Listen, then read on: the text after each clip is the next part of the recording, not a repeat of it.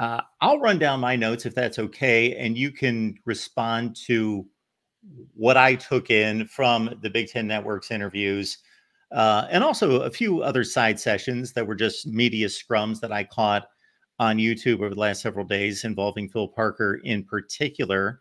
Um, he was asked by the Big Ten Network crew about his impressions of Tim Lester's offense. I don't know that there was a lot to say there, but in piecing everything together, there's obviously uh, going to be a learning curve and has been for the players because the word at one point was used stagnant, that the offense in the past has been stagnant. And Tim Lester, he didn't try to sell it as some revolutionary change or anything to the offense, but basically, we want the defense, the opposing defense, we want their eyes to be all over the place. We want to confuse them, just get them on their heels. A split second, a half a step can mean everything in football when trying to disguise a play. And we may end up at the same spot, but he even made a comment about, I think these wide receivers are running more before the play than they will be asked to run during the play in a lot of situations. So I'm just interested and curious to see what kind of impact that's going to be, what that's going to look like. And obviously, Tim Lester is a well-versed man when it comes to running an offensive football team.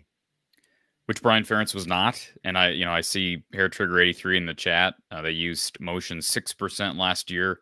I don't know if that stat's accurate. I'm assuming that it is, but I thought play calling under Brian in large part was somewhat lazy.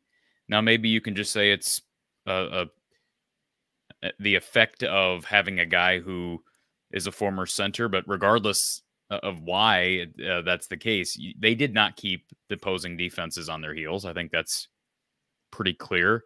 Opponents had made the statement that, hey, 90% of the time we know what I was running when they get up to the line of scrimmage. And so I think that's what you're after if you're Tim Lester. We've been talking about this for months. Can you keep that defense guessing up until the quarterback snaps the ball and confuse those linebackers? And those guys aren't going to be able to cheat as much.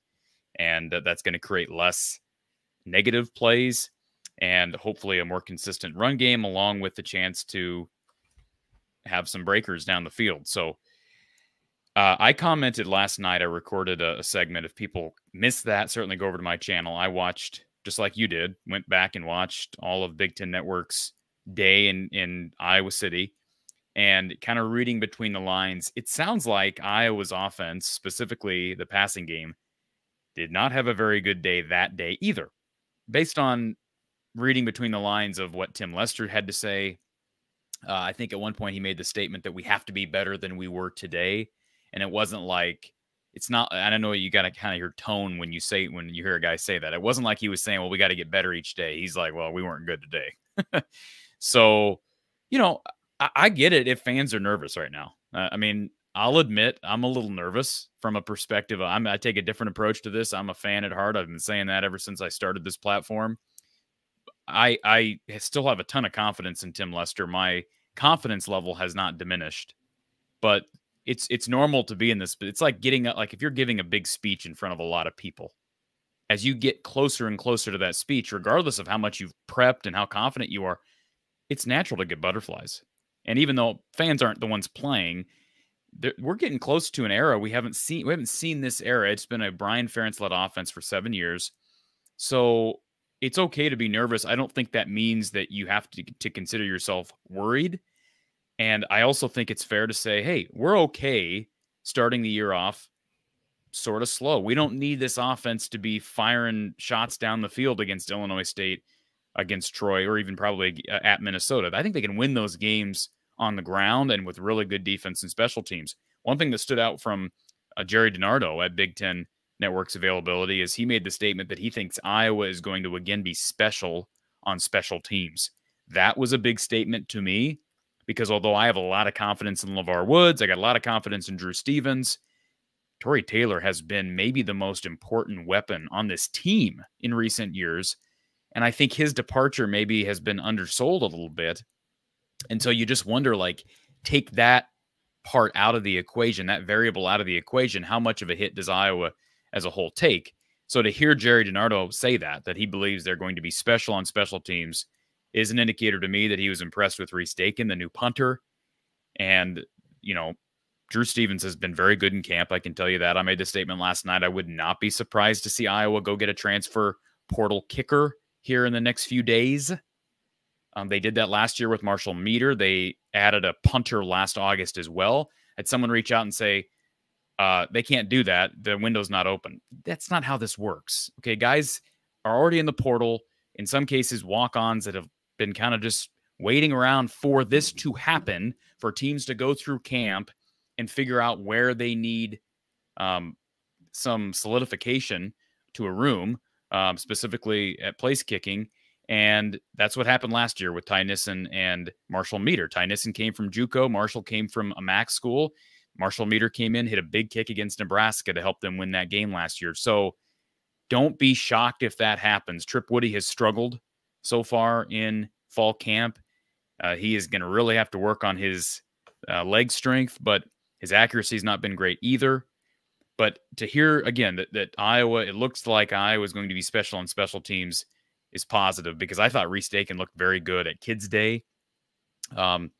So, I mean, right now, I know quarterback is the most important position on the field, and they got to get that figured out. They got to get the battle between Sullivan and Cade settled. I have said this over and over again. I'll say it again. I believe Cade will be the first onto the field for the offense on August 31st. But I made the statement a week ago, and I'm sticking to it until I am given some indicator that convinces me otherwise. I think they'll play both guys in some shape or form. That doesn't mean they're going to take 50-50 snap. You know, it may be 80-20 for all I know. But I think both guys are going to get a chance in the game. I think it would be a disservice to the work that Brendan Sullivan has put in.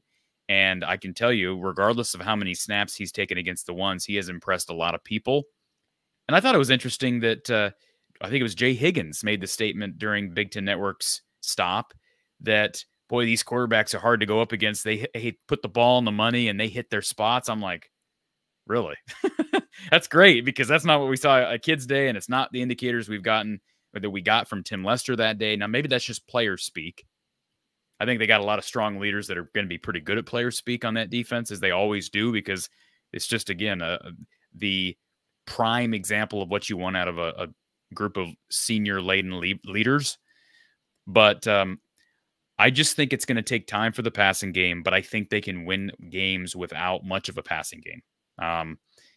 If the offensive line is as good as Kirk Ferentz keeps acting like it is, Jerry DiNardo thinks this is going to be the best O-line since 21. He said over the last 2 years, they have not had a good line. Jerry needs to check his notes. 2021 was horrid. It's been 3 years. They haven't been good since 2020. So they ought to be as good, if not better, than they were in 2020. Because frankly, I thought that was a bit of a fluke with some of the issues around the conference. Not to take anything away from that O-line. It was a good O-line. But had the rest of the conference been as strong as we would have normally seen out of the conference, who knows? They need to run the ball well. They've got 4 really good running backs. They've got tight ends that are going to be able to help to road great. And if the wide receivers can play their role as it relates to just blocking, that run game is going to help that passing game start to go. Hopefully, my goal would be early October once we hit conference play. This is how I interpret Jay Higgins' statement, and I could be completely off. Well, I doubt if I'm completely off, because it's pretty self-evident that he is talking up the quarterback play. I agree with you. He's a veteran. This entire defense, this culture is sound, meaning they understand that they have not been supported on the defensive side by the offense like they should. But that doesn't divide this team. This is as strong a culture as you're going to find anywhere in college football. These guys are veterans. They're class acts on defense. They understand these guys are taking a beating and have on social media, in the media, by the fans, the whole deal. Brendan Sullivan and Cade McNamara are more capable quarterbacks than what we've had in the past. Maybe we'll take what that improvement is, and I'll really play it up on the media. In front of the media. So I think there is truth there, but they also understand the situation and that the offense has been under fire with a lot of scrutiny, understandably so. Mark, let me real quick before you go on, let me Sure. just add this because I see some commentary in the chat. I want to make something else clear. And again, we'll talk with Don Patterson here in a couple of days about this as we preview the 12-game regular season in front of us. This is not only it's going to take time, okay? And we talked all off season about how just adding somebody like Lester automatically improves your offense. There's no way around that, okay? I really believe that in my heart of hearts. There's no way around Iowa's offense being better than it was last year. And I think substantially better than it was last year. Now, maybe that in September goes from being like 133rd out of 133 teams to being 115. But I mean, we don't know. We don't really know because we're not there. Like, how much does it actually take to dig yourself out of that type of a hole? Tim Lester's got a hard job. This is a difficult job. In a sense, he's playing with house money because the only direction to go is up. But if you're going to meet goals and expectations of a championship level team, he's got a very difficult job. Now, he's helped by a really good special teams coordinator and a really good defensive coordinator. But I think we need to acknowledge that it's going to take some time. I saw somebody in the chat say, hey, this might not click until year 2. Yeah, what's the different definition of click? Like, is the goal really to get to being a top 30 offense again? That may take more than 2 years, frankly. Brian Ferentz was here for 7.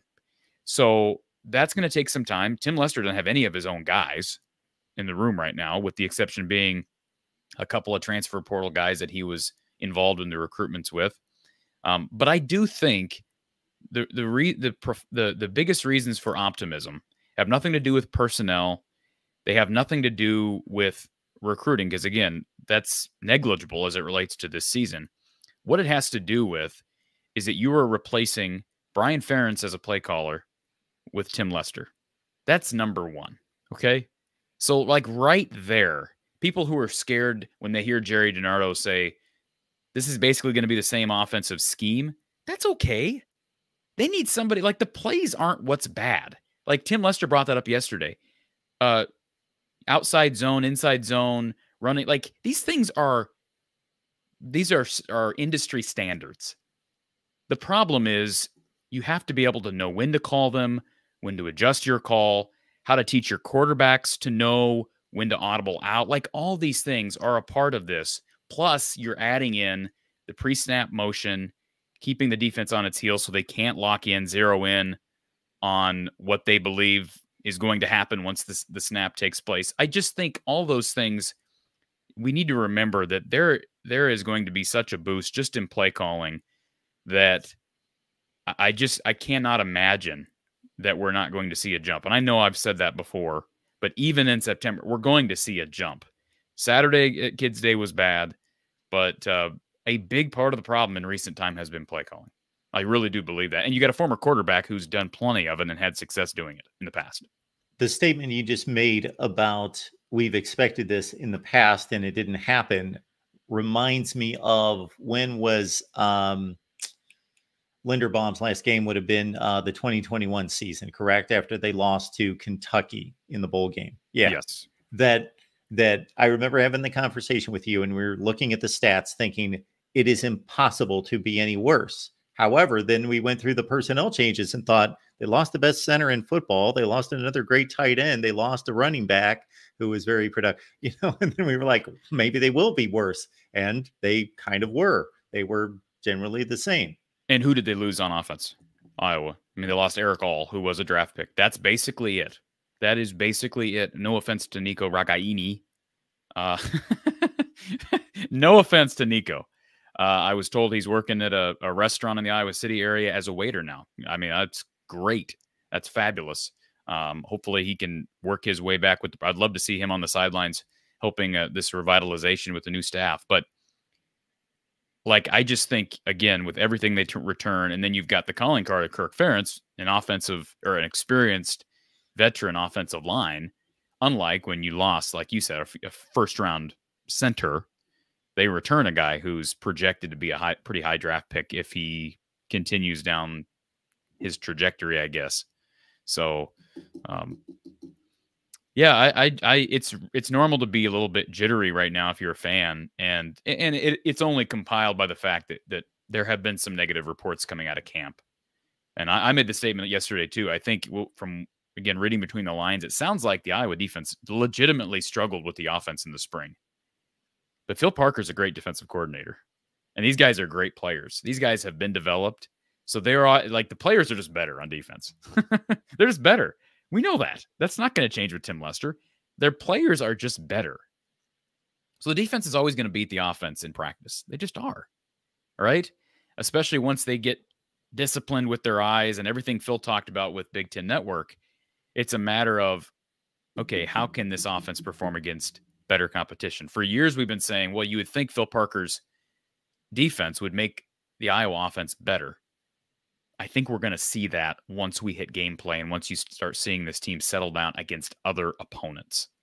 But the whole facet of keeping the defense on your heels with pre-snap motion and all this stuff, eventually that's maybe going to run its course if you're going up against the same guys over and over again. They're going to start locking in on these things, and it's not going to be as difficult to read, I would think.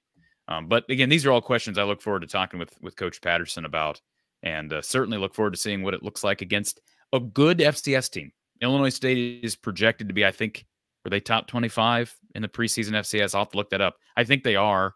I mentioned last year they lost 4 games by like 4 points or less. Their one loss in large fashion was to national champion South Dakota State. This is going to be a good, solid FCS program. Now, it's not somebody they should lose to, but it's somebody that will test them in some regards. And if we see them come out and run the ball really well against Illinois State, yeah, I mean, we're not going to just anoint that offensive line in the running back room, but we can at least look at it and say, okay, that's a step forward, because we haven't even seen Iowa do that. We don't even see them. We rarely see them run the ball effectively against bad teams.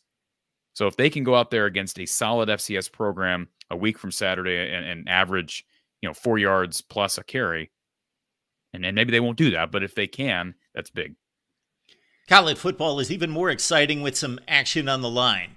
And the games are even better when you're cashing in. And the Voice of College Football is the place to be to get the greatest value. Let's start with my picks. 75% against the money line, 58% against the spread. I've got a 40-year track record.